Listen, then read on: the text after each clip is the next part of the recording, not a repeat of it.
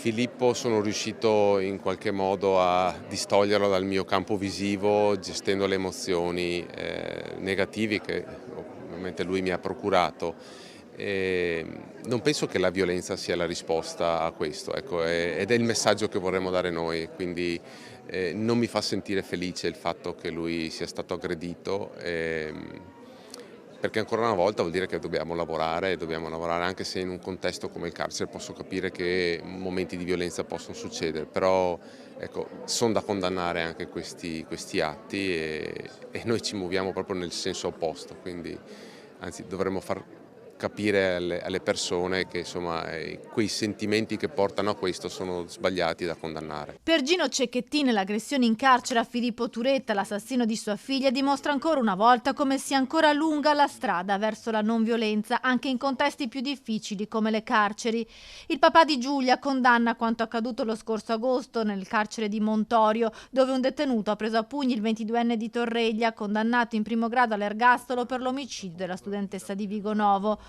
Un 55enne in carcere per omicidio e tentato omicidio ha sferrato un pugno in faccia a Filippo Turetta mentre stavano entrambi percorrendo un corridoio della quarta sezione del carcere veronese.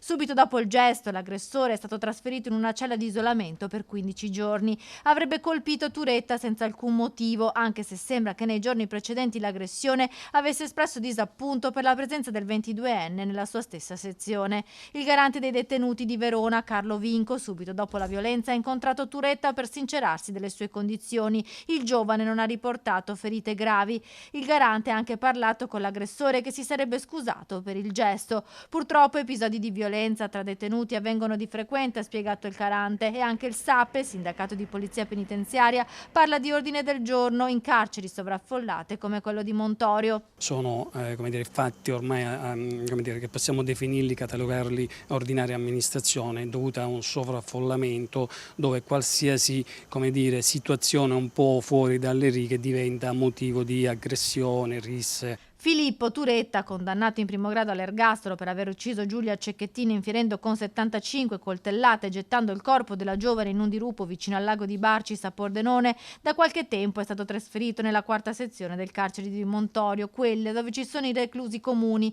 Prima era nella terza, dove invece ci sono i detenuti sorvegliati, ma sarebbe stato spostato proprio perché sovraffollata, e per questo motivo anche i suoi avvocati avevano scritto alla direzione del carcere.